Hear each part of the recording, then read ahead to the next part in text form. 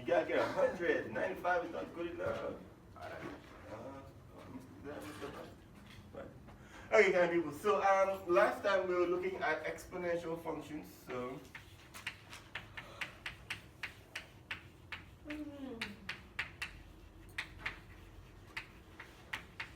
and our exponential functions were of two types. If the base a is greater than 1, then the graph of the function looks like this, right? Right, the graph of the function looks like that. Increasing graph. The first example we did when the base was 2, right? And the 2 meant that every time we doubled in size. Yes, every time x increased by 1, it doubled in size. And so what happens is, as x is increasing by 1 each time, the graph is doubling in size and getting higher and higher and higher. And that's because the base we're using is greater than 1, right? Y equals a to the x power. The properties were the domain was negative infinity to infinity. The range were only positive numbers. It was increasing. It had a Y-intercept of 0, 1, and it had a horizontal asymptote of y equals 0. Right? And then we looked at another example when the base was a proper fraction, i.e. the base was between 0 and 1, and the example we looked at was a half. And the graph of the function looks like this, a decreasing function. A decreasing function like so, and domain, range, decreasing, y-intercept was 0, 1, and the horizontal asymptote was y equals 0. And so what we saw was all the properties held. The difference between the two sides was the fact that one was an increasing function while the other one was a decreasing function. Right? And we explained that fact by if you double something each time, it'll get larger, right? You double something, it'll get larger. But if you take half of something each time, if you cut something in half, it'll get smaller each time. Right? So you have your increasing and your decreasing function. We then said, okay, if we apply a transformation to a function, how will it change the properties and how will it change the graph? And that's where we stopped last time. We looked at when we shift the graph up, I think it was 3 units, was it? So we shifted the graph up 3 units, and then we saw 3 of the properties changed. The range, the increasing, and the y-intercept, because all 3 of these have y's in there. If you change the y coordinate on a function, if you increase it by 3, you're changing the y values on that function. And if you're changing the y values in that function, anything that has a y in there will change. Yes? Yeah. All right. So let's try the other side of the problem. Let's move the graph left and right. So let's say I have f of x is equals to 4 raised to the x plus 2. So from your general knowledge and intuition, is this a shift of the graph to the right or a shift of the graph to the left? No. By 2 units. They're going Beyonce style? To the left, to the left. Tom, what happened? Everything you own in the box to the left. No? Haha, funny. Oh man, you missed it, man. So, is this function right here, is it going to be an increasing function or is it going to be a decreasing function?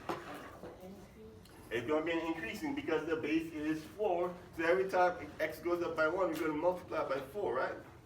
Right? So it's going to be an increasing function. And since I'm shifting it left and right, how many of these things right here have an x value in there? The domain has an x value in there, and the y-intercept has an x value in there, yes? So actually only these two will change. The domain and the x value.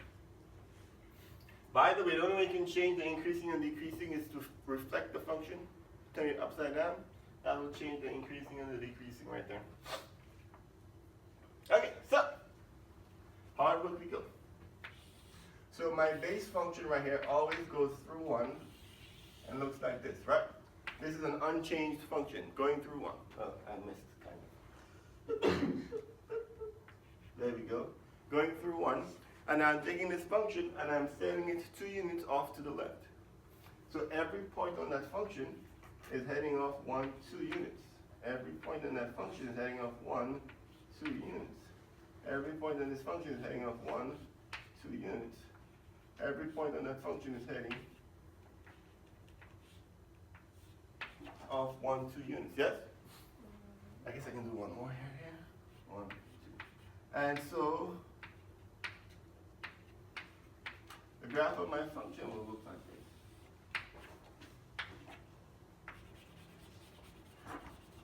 I ain't got colored chalk. It's not my fault. This graph right here, I just shaded right here, that is f of x equals 4 to the x plus 2 power.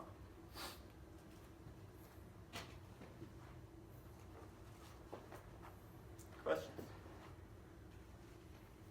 First, we're going to do some visual observations, and then we're going to figure out what the domain, the range, and all those other things are. Yes?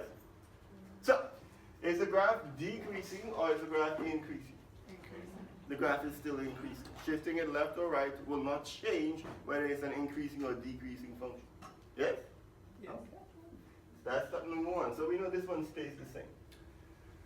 What's about the horizontal asymptote? The horizontal asymptote originally was this line, correct? It is y equals 0, yes?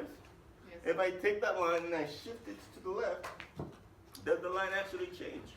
If I have something that's infinitely long, and I take it and I slide it 2 units over, don't I get exactly the same line? Yes? So the horizontal asymptote has not changed.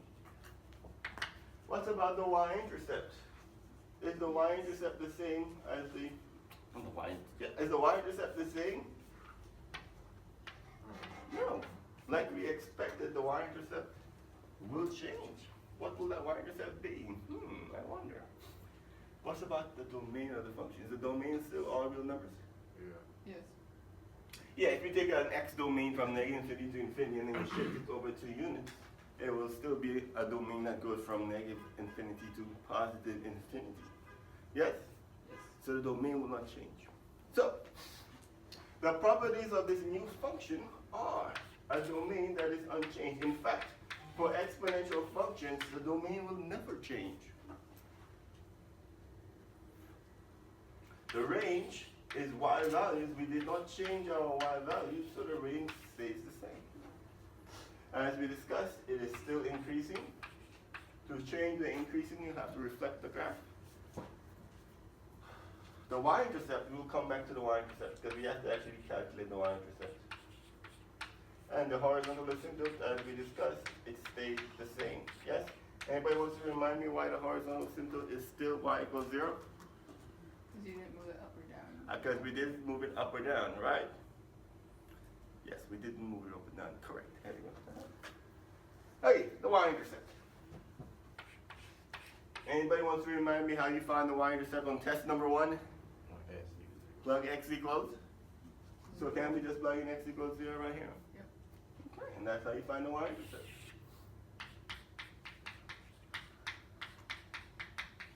And so I have f of 0, that's 4 raised to the 0 power plus 2. That is 4 squared, that is 16. So the y-intercept is 0, 16. So this point up here is actually 16. I hope I drew it right. And that's that.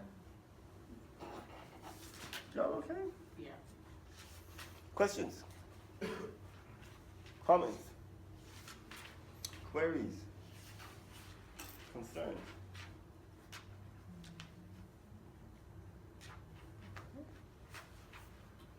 Okay.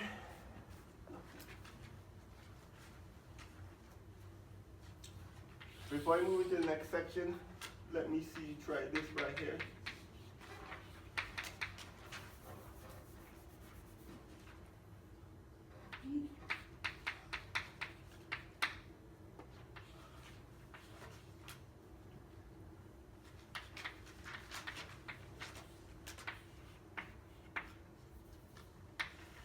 Go ahead and solve for x.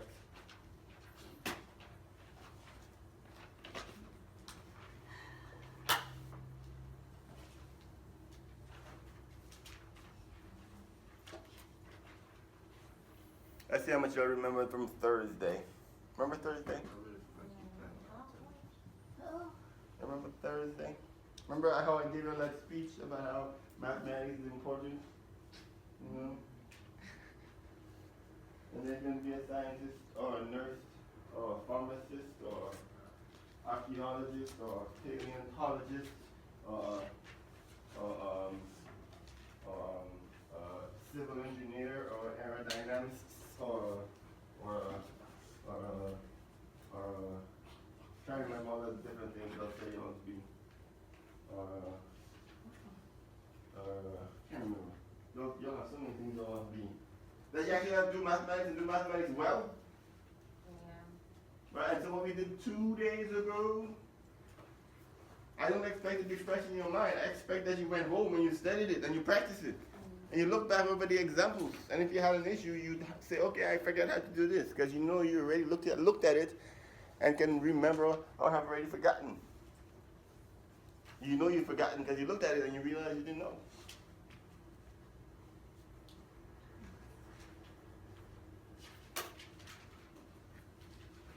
The pressure is on people. The semester is about to end.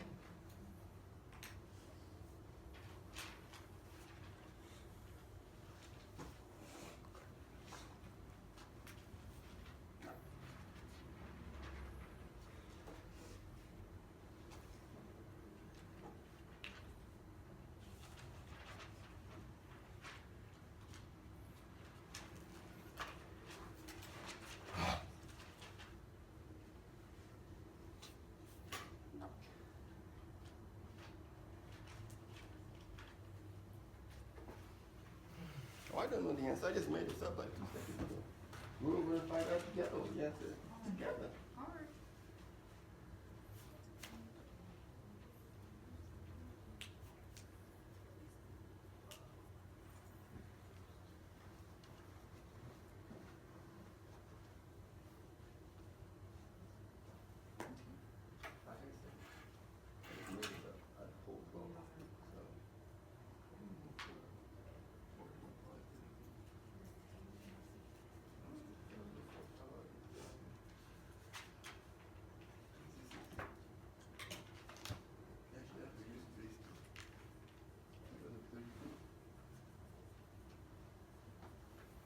Okay, people. Let's first remind ourselves right here. Are all of these the same base? Because if they were the same base, I'll be happy, right? I could go ahead and say, aha, and then group stuff together and cancel, right? No. Do they all come from the same base family, however? Yes. What family is that? 2. 2, correct? And to remind you, 2 to the 0 is 1. 2 to the 1 is 2. 2 squared is 4. 2 cubed is 8. 2 to the 4th power is 16. 2 to the 5th power is 32. 2 to the 6th power is 64. Remember N64? How can we use 4? Huh? Because 4 does not have 32 in its family. 4 to the 0 is 1. 4 to the 1 is 4. 4 squared is 16. 4 cubed is 64. There is no 32 in the 4 family. So I have this right here, I have this right here, and I have the 4 right here. So I can write everything in terms of base. 2. So this becomes 2 squared raised to the x plus 2 is equal to 2 to the 5th power raised to the x times 1 over 2 to the 6th power. Yes? How do I handle the fraction? Make the exponent negative. Make the exponent negative and take the 2 up. 2 to the 2, x plus 2 equals 2 to the 5x. Oh, I'm jumping ahead, aren't I? Parentheses. And times 2 to the negative 6. And when you have parentheses like so, you have to, like to remind myself by circling them, so I can go ahead and say, okay, I got to multiply those together. And so that tells me I have 2 raised to the 2x plus 4 is equals to 2 to the 5x times 2 to the negative 6. Can I now cancel bases? Yes. No. I have to have one base on each side. I have to first group these 2 together. When I group them together, it becomes 2 raised to the 5x minus 6. I suspect you get the same answer, but you know, we have to be technically correct.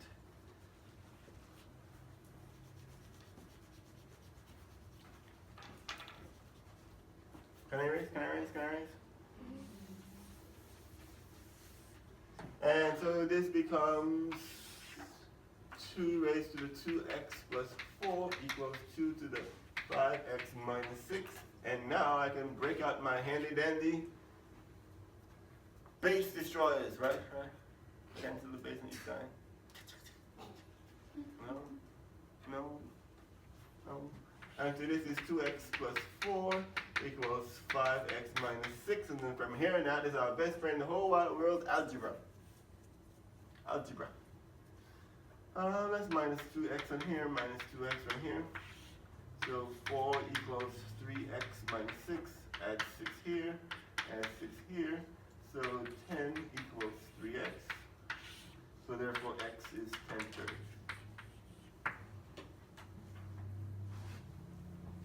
Right? So if we weren't to group them together on like the test, would it take points off? Yes, because that would not be correct. Technically speaking, if you get lucky, generally speaking, because it ends up being 5x minus 6 anyways, because it's an addition property. But no, you gotta group them first. Does this?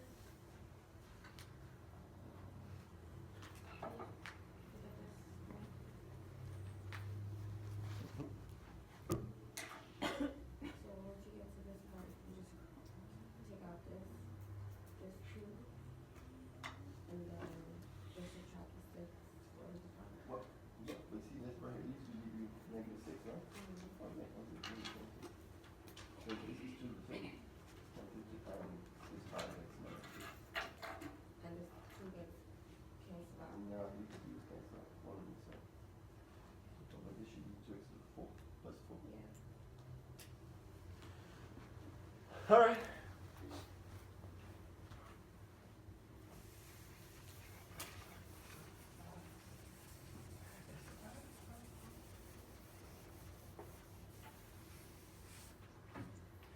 Okay, so that takes us into section 4.4, logarithmic functions.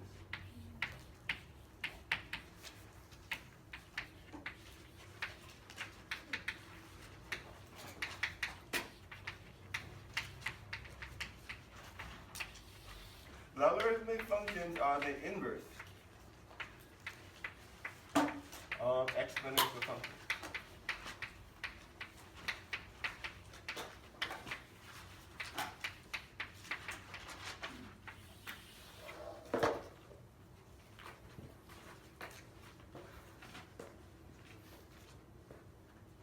Anybody remembers what an inverse function is?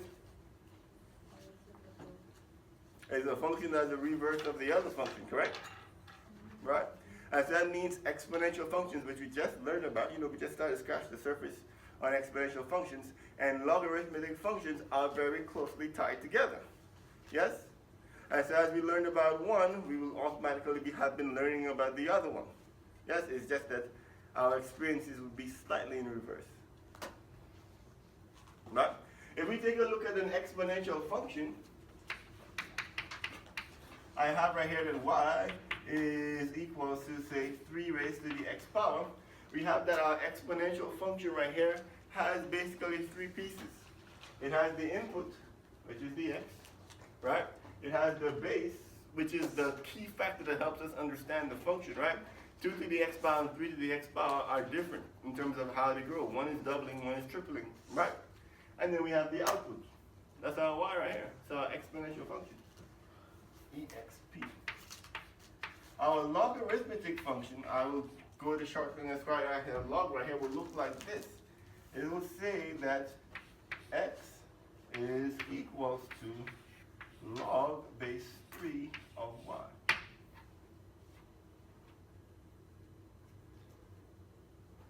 Normally it's written as y, but I'm writing this way right here to show that these two are linked together. What this is saying right here is that if I take the output of the exponential function and understand that the base originally was 3, I will get the input of the original exponential function.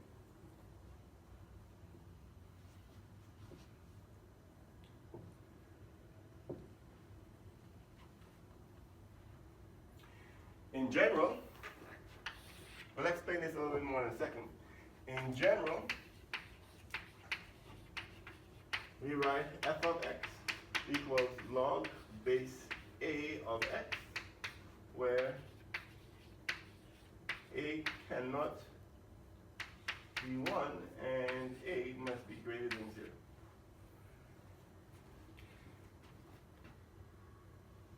Exponentials couldn't have these as bases, so therefore logs also cannot have those as bases. They are inverse functions after all.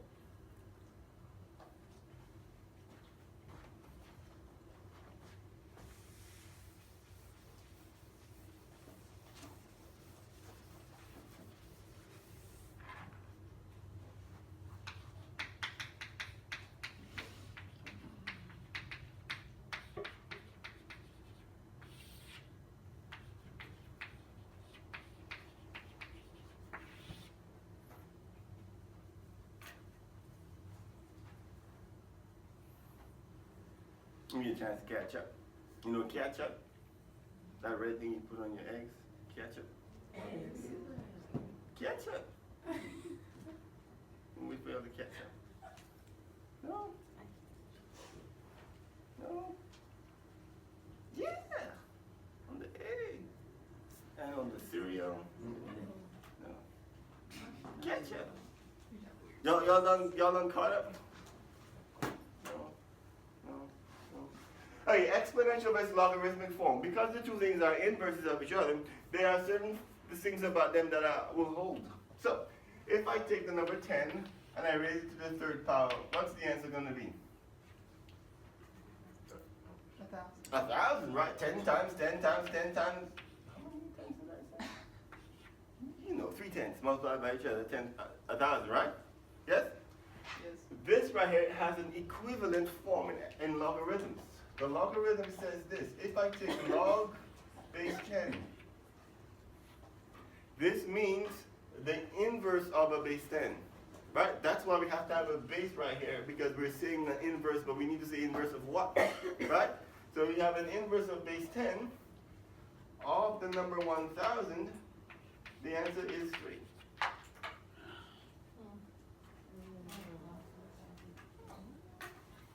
Is that a log 10? Yes, that is a log 10. So you see right here, I have 10 to the third power. See the 3? I'm plugging in 3 and I'm working it out. I'm saying 10 times 10 times 10, I get an answer of 1,000, right? The log is saying if I plug in 10 and then I take the inverse, I get the original number I started, the power I started with 3. See right here, the answer you get is the power.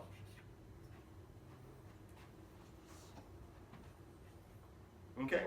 So let's try again. Let's say I have 3 raised to the 4th power. Anybody remembers what 3 times 3 times 3 times 3 is? 81. 81. 81. And so this would mean that if I take log base 3 of 81, the answer will be? 4. The answer will be 4.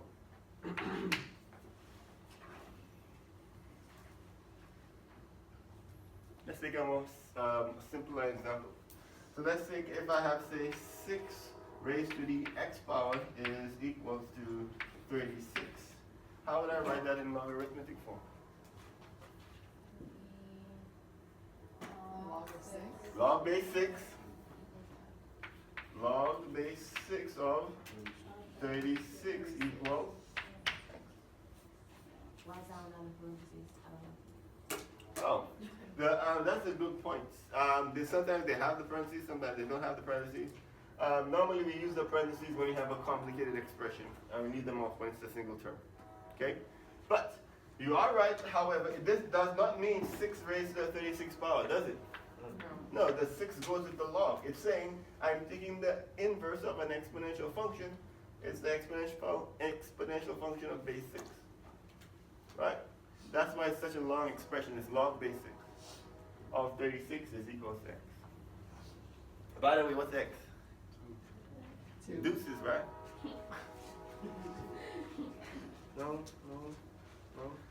Now, students often have issues converting from one form to the other.